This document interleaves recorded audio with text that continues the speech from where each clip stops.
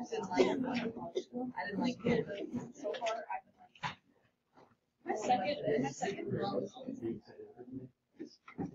Love today. We're gonna meet this guy. Okay. All right. So before we begin, and we crank out a bunch of stuff, just a reminder that your launcher labs are due tomorrow. If you haven't launched yet, tonight after school is your last opportunity to launch. Okay. All right. So I would also not like to see launcher labs out right now because we got a lot of stuff to get through today, and some of it's a little confusing if you're not paying attention. If you're paying attention, water up the duck's back. Okay? All right? Then a reminder too, not next week, because next week is Polar Week, but the following Tuesday. So that's a week and a half away, is your 6.6, 6.4 test, which is complex numbers and polar graphs. Okay? Okay? So those two are coming up yet. Then, after that, then we've got a final. Okay? And on top of that, tomorrow, you've got a formative. Okay? Okay? So lots of stuff going on yet here at the end of April / beginning of middle of May. Okay? Okay? So we asked you yesterday to do number 6 for the last of the examples from yesterday. Here are the answers to number 6 that you should have come up with. So you should have found that complex number z sub 1 in trig form is 5 cosine I sine of 306.87 degrees. You should have found that complex number z sub 2 is 6 square roots of 2 cosine I sine of 315 degrees. Okay? Then when you multiply those two together, we multiply the r values together, and we add the theta values together. So 5 times 6 times the square root of 2 is 30 square roots of 2. 306.87 plus 315 is 621.87. But that's outside that first lap of the unit circle. So we subtract off 360 degrees from that to get us back into it, and that's where the 261.87 comes. Okay. Now, if you don't round that angle on your calculator, because I used the TI Inspire calculator to do this and didn't round, then when you do the distribution, because I've put it in standard form, 30 square roots of 2 times the cosine of 261.87 gets me negative 6. 30 square roots of 2 times the sine of 261.87 gets me negative 42. So that's where negative 6 minus 42i comes from. Then we did the divide. So now we had to do 5 divided by 6 square roots of 2. Rationalized, it looks like that. We love exacts there for our r values. Okay? We love exact values for our r's. And then we subtract the thetas. So 306.87 minus 315 is negative 8.13, which add 360 to get it back into that first lap gets me 351.87 degrees. When we distribute that in, we get 0.58 minus 0.08. Okay? So you should have done all of that from last night. Okay? So today now what we're going to do is we're going to save you from having to do tons and tons and tons of work, because we're going to be taking powers of complex numbers. Okay? So if I didn't have a shortcut, if we were to indeed do this by hand, we would have to take 2 minus 2i square roots of 3 times 2 minus 2i square roots of 3 times 2 minus 2i square roots of 3 times 2 minus 2I squared of 3 times 2 minus 2I squared of 3. We have to do all of that. Right? And we can only do 2 of those at a time. And then you get halfway through it and you realize instead of putting it as the square root of 3, you put it as the square root of 5. And then you get mad. That's what Mr. Schmeling did over there. You put it as the square root of 5 instead of the square root of 3. And so you got like 2 or 3 in, and that's when it told you 8 by 5. It's the square root of 3, not the square root of 5. But he kept going. So you got all of that work. Right? So there's got to be an easier way. So let's use what we learned yesterday, because we're multiplying. So if I take a complex number times a complex number, but if they're in trig form, it makes it go a little easier, right? So let's take these, and let's take 2 minus 2I squared of 3, and let's put that into trig form. Well, my R value is going to be 4. Because it's 2 squared plus 2 square roots of 3 quantity squared. Then take the square root of that. So it's 4 plus, no, wait. Yeah, it's 4 plus 12. It's me the square root of 16, which is 4. Okay? Then I got to find the reference angle for that one. Well, that reference angle is going to be the inverse tangent of 2 square roots of 3 divided by 2. Well, that's going to be 60 degrees. But that complex number lies in quadrant 4, so my actual theta is going to be 360 degrees minus 60 degrees. So my actual theta is going to be 300 degrees. So now this problem becomes 4 cosine I sine of 300 degrees to the 5th power. Which now then, that would become 4 cosine I sine of 300 times 4 cosine I sine of 300 times 4 cosine I sine of 300. It's 3 times 4 cosine I sine of 300. That's 4 times 4 cosine I sine of 300. And what do we do when we multiply in trig form? From yesterday.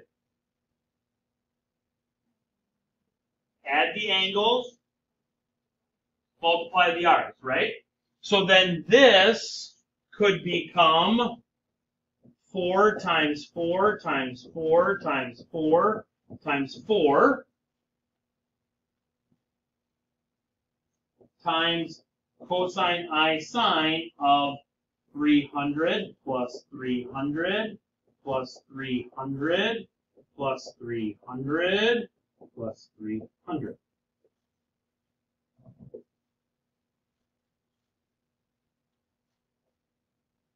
Four to the 5th power. 1024? No. Yes. 1024? All of you have calculators, literally 4 to the 5th power. Chop, chop. What do you got? The 1024?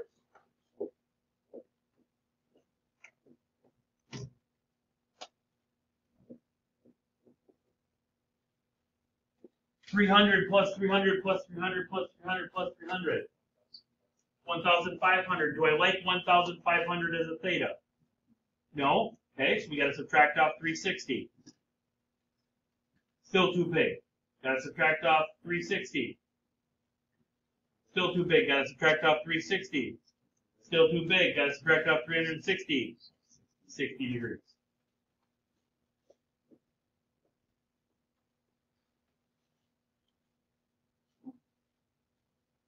Or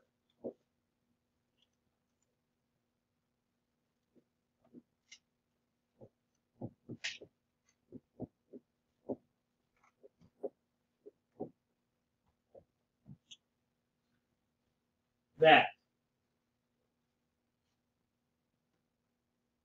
Chris, you look confused as to how I got that last part. You can ask it, it's okay. It's only 3 letters. How? Yeah. Do you know how? I distributed. I took the 1024 and I multiplied by the cosine of 60 degrees. Cosine of 60 degrees is 1/2. Okay? So 1024 times 1/2 is 504. That's what that one is. Then I went 1024 times the sine of 60 degrees. Sine of 60 degrees is √3/2. But then I got to throw the I on that one. Okay? So that's where the 512I is where it's distributed in, put it back in. Okay? Good question.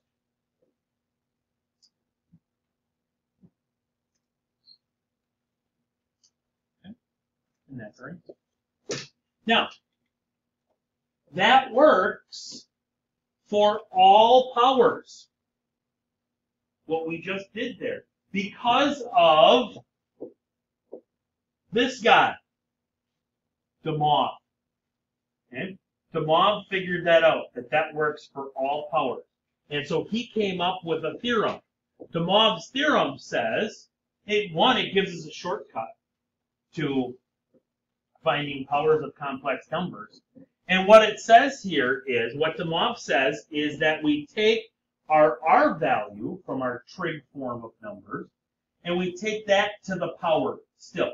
We did that right down here. We did 4, that was our R value, and we took it to the 5th power. 4 times 4 times 4 times 4 times 4. Okay? Then what de Moivre says is you take the power times your theta, because we added those 300s all together. Well, we added 5 300s together, so we could have just done 5 times 300. And then you've got to adjust it back into that first lap of the unit. Okay? If we're looking in CIS form, then this would also be R to the n power times CIS of n times theta degrees.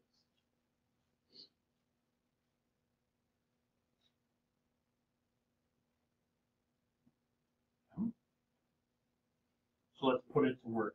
Now, our example is -3 plus 3i, and we want to find the 4th power of that, to the 4th power. So the first thing that we have to do is we got to figure out what our R value is.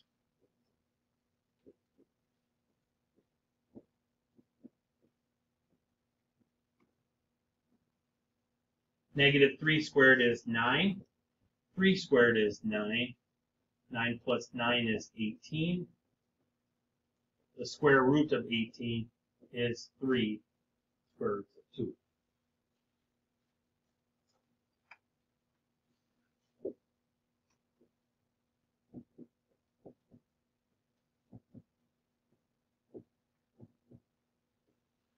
Inverse tangent of 3/3. Inverse tangent of 1 is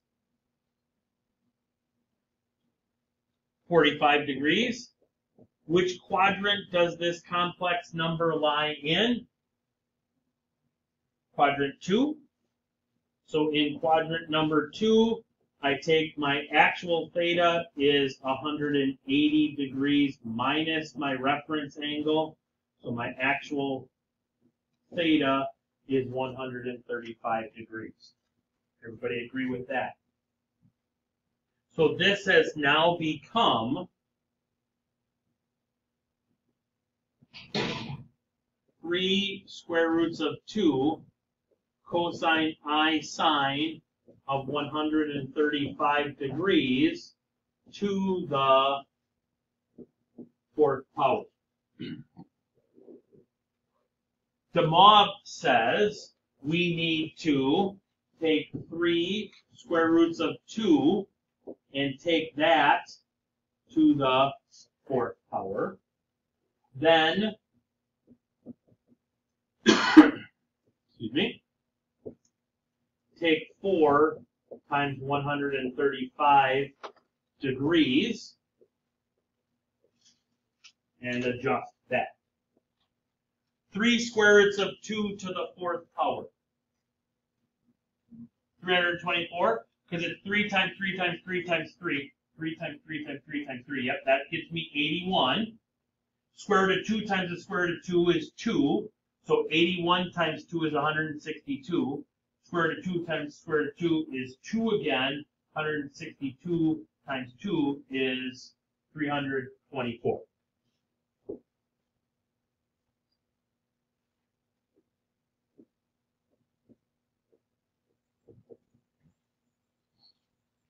Four times 135.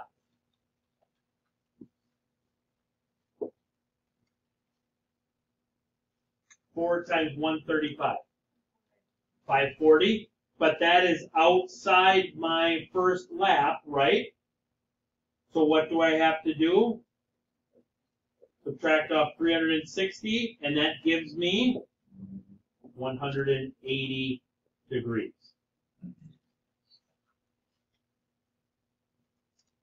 Or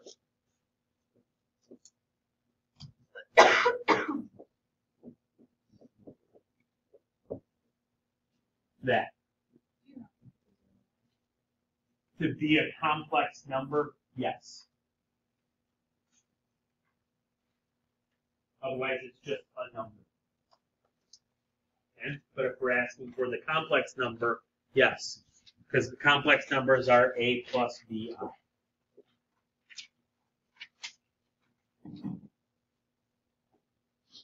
Okay? You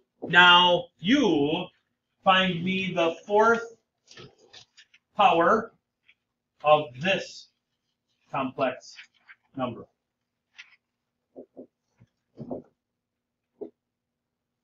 So I got an R value here of 2.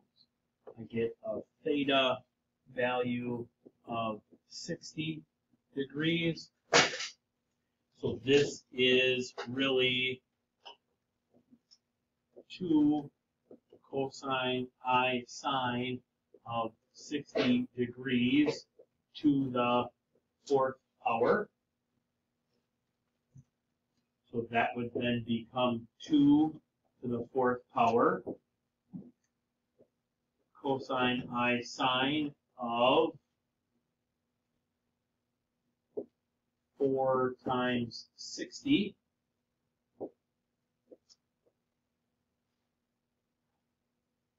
To the 4th power is 16.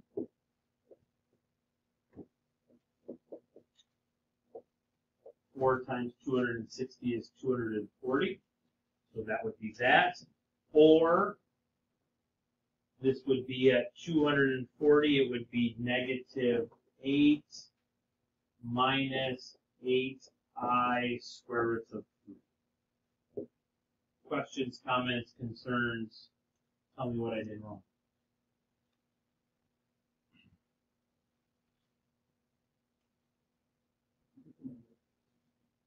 Because at 240 degrees, the cosine is negative 1/2. So 16 times negative 1/2 is negative 8. And the sine is negative root 3 over 2. So 16 times negative root 3 over 2 is negative 8 squared. Good? Love it. Now, let's go backwards. So we're taking powers. Well, the inverse of taking powers is taking roots. Okay? So let's do a quick little solving here. 2x plus 3. How do I solve that? Subtract 3, divide by 2,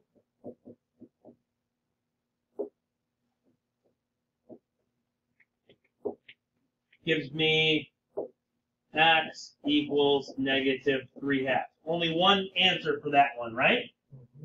Yeah? Love it. Okay? What do I do in number 2?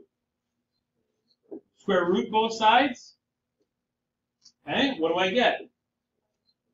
X equals plus or minus 4.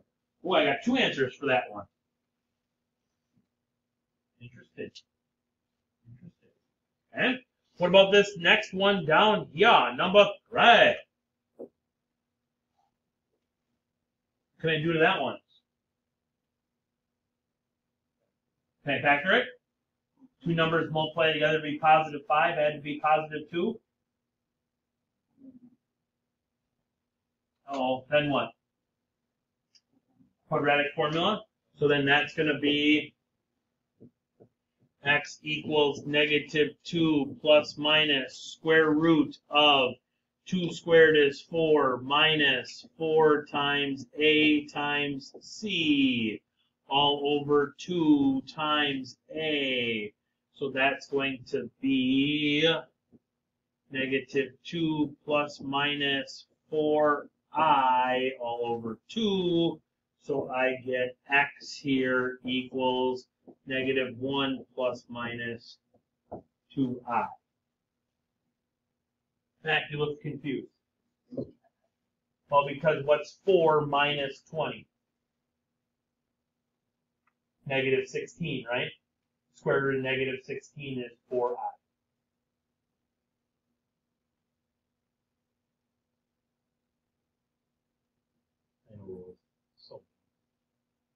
What do we do in the fourth one? Factor an x out first.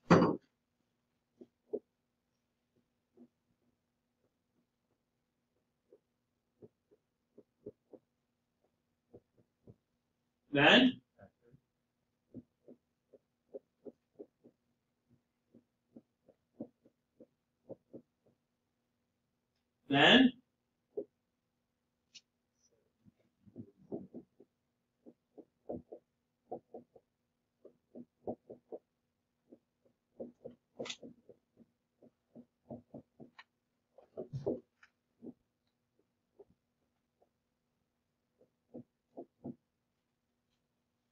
right?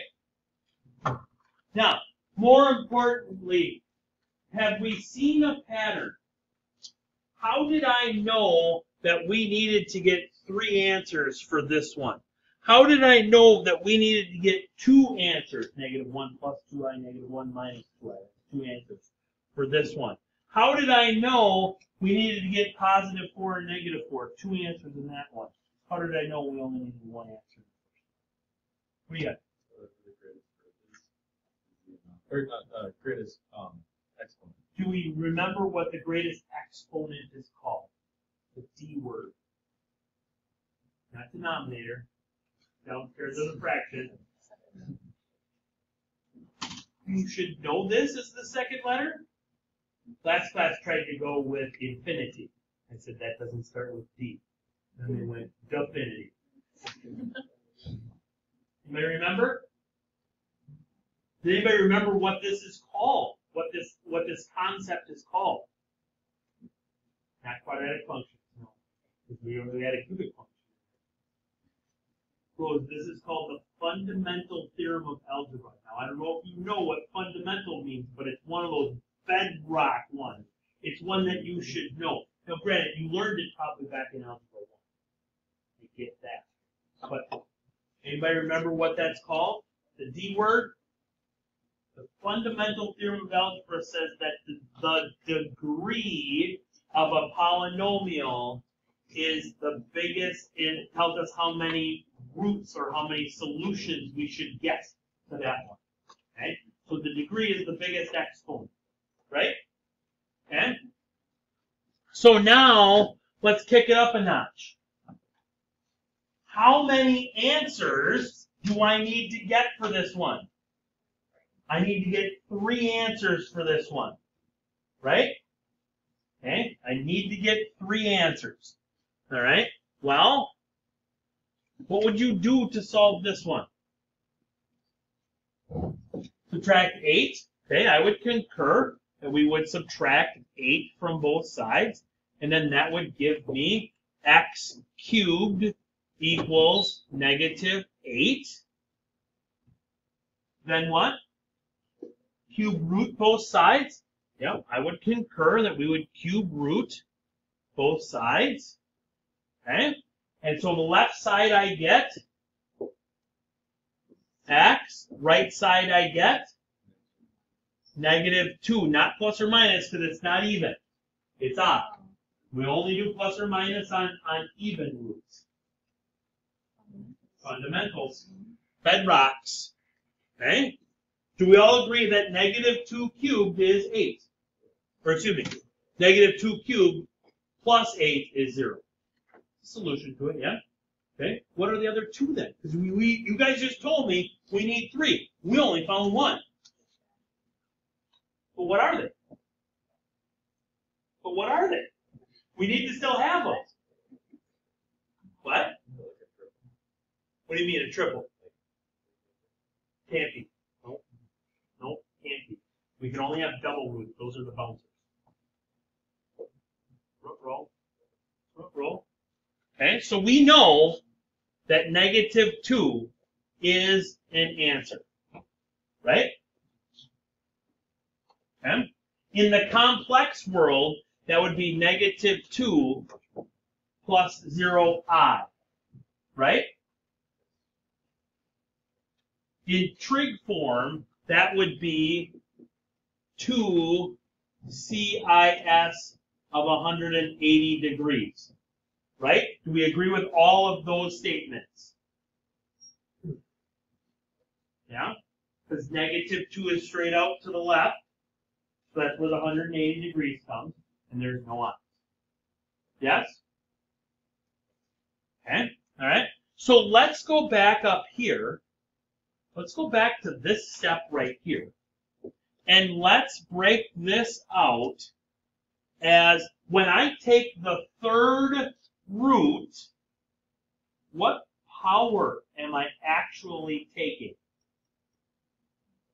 I'm taking the 1/3 power. So this is really x here is equal to negative 8 to the 1/3 power. See where I'm going, Rose? What did we just learn like 2 slides ago? We met him. We had his picture up there. Demov, right? Demov. What did Demov say? When we're taking a power, we can multiply we take the r to the power and multiply the angle by the power and all that stuff. But what do we got to be in?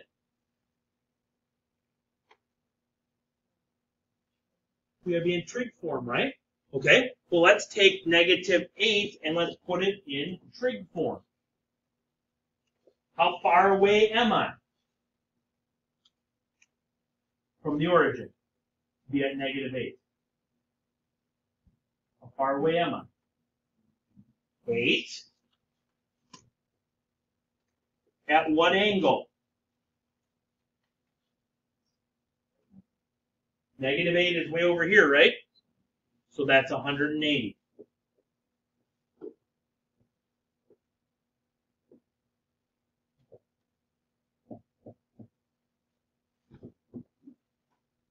Right? Now we can apply Demov. Yeah? Yeah. Okay? So Demov says that this is going to be 8 to the 1/3 power times cosine I sine of 1/3 times 180 degrees. Yes? Okay. Well, what's 8 to the 1/3 power? 2. 1/3 times 180. 60 degrees. Right? So now let's go down here to the real and imaginary plane, right? -2 plus 0i is over here.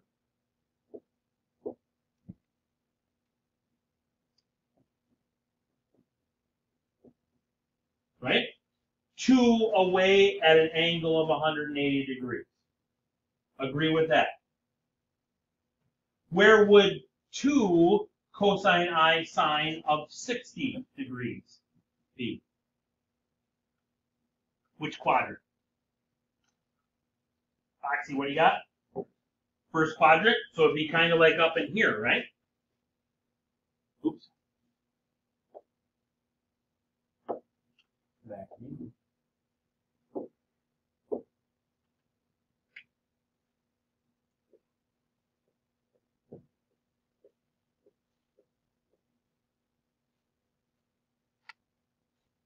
So that would be a second one, right? Because they're not the same.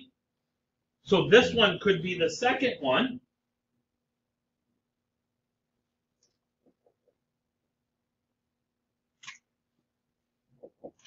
So what would that be? That would be 1 plus I times the square root of 3.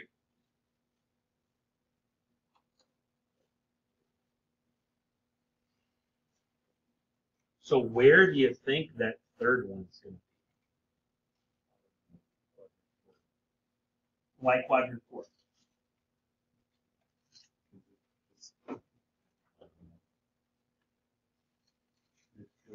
It just feels right? Feels good to say? Okay, what angle do you want it to be at? What? Why 300? Because there's a 120 gap right here, right? Yeah. This gap right here is 120 degrees. We're splitting up the circle into what? Into thirds. So that means that these two gaps also have to be 120 degrees, which puts that third and final point down here at 2 cosine I sine of 300 degrees. Exactly.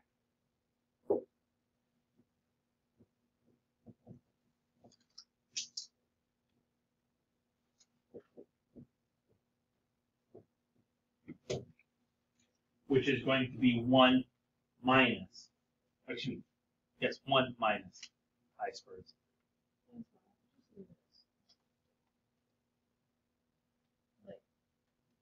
You know what I'm saying? Like, at the very top, like, Because all of these other ones were in complex form. So these 3 match up. I know that I flippity-floppy them. no. Like the this one? Like original just like that? No, the original equation. X cubed is 8. Why not just leave this negative? Right there? Yes. Because you told me that we had to get 3 answers. Because it's a cube. The degree says that we need to have 3 answers. Remember? That was what this was all about? Needed 1 answer, needed 2 answers, needed 2 answers, needed 3 answers, needed 3 answers. Okay? Right? So let's simplify this process. Okay? So what did we do first with our number? Nope, before that. What did we do first with our number?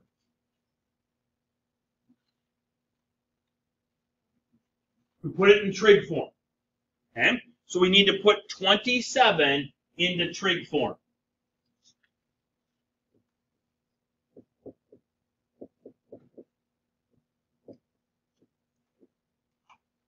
Okay? What is 27 in trig form?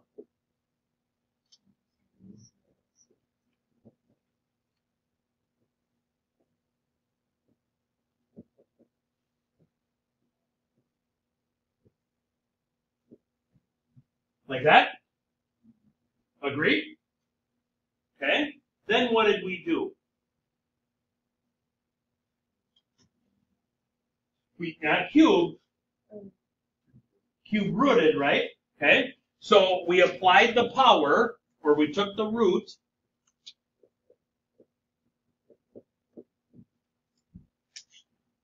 So in this case, it would be x equals 27 CIS of 0 degrees to what power? 1/3 power. Then what did we do? What's his name? Say his name. Demob. We demobbed it.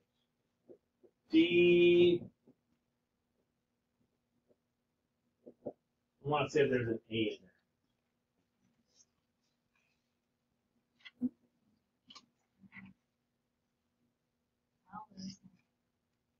Did they spell it right? M-O-I-V-R-E. M-O-I-V-R-E.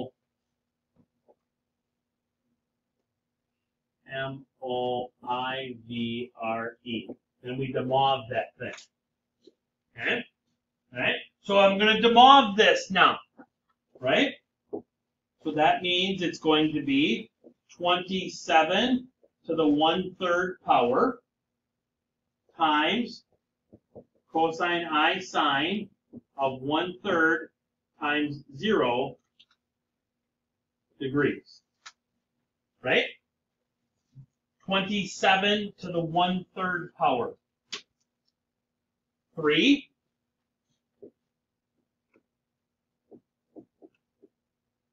1/3 times 0. 0. So my first root is at 3 cosine I sine of 0, or just 3 plus 0i. Right? Then, Foxy, I'm going to pick on you a little bit here now. What did you say we did with the circle then? We broke it up into equal parts, right? Okay? So I would take then, how many degrees are in a circle? 360.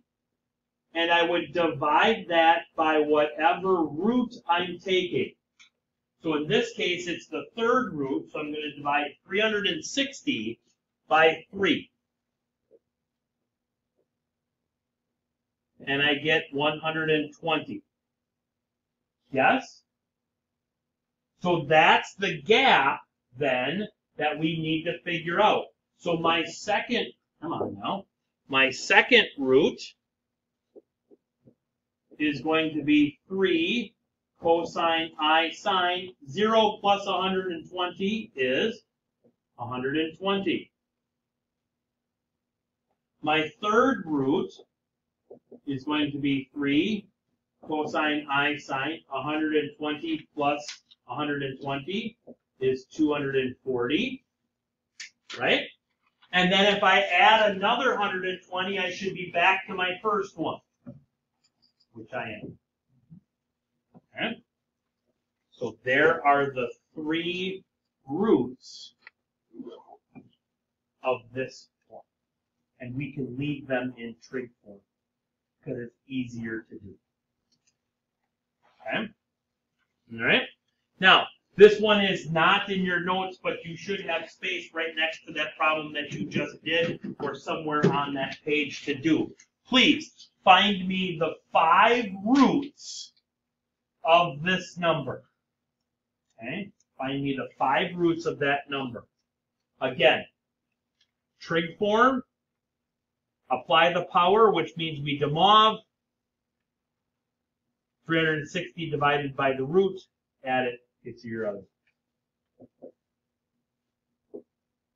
So I get an R value here of square root of 3 squared plus 1. And square root, that's going to be the square root of 4, so that's going to be an R value of 2. I get a theta value, we're in quadrant 1, that's nice. I get a theta value of 30 degrees because it is the inverse tangent of 1 over the square root of 3 degrees. So x here, I'm going to jump ahead a step, x is going to be 2 cosine I sine of 30 degrees to the 1/5 power. Which means I'm going to take 2 to the 1/5 power. I'm going to take cosine I sine of 1/5 times 30. So that gives me my first root at the 5th root of 2 cosine I sine of 6 degrees. Does everybody have that first root? Okay. Then I take 360 degrees and I divide it by 5. That gives me a gap in between them of 72 degrees. So my second root would be at the 5th root of 2 cosine I sine of 78 degrees. My third root would be at the 5th root of 2 cosine I sine of 150 degrees. My fourth root would be at the 5th root of 2 cosine I sine of 222 degrees. And my last root would be at the 5th root of 2 cosine I sine of 200, oops, that's not a 7, that should be 94 degrees. Questions, comments, concerns, clarification?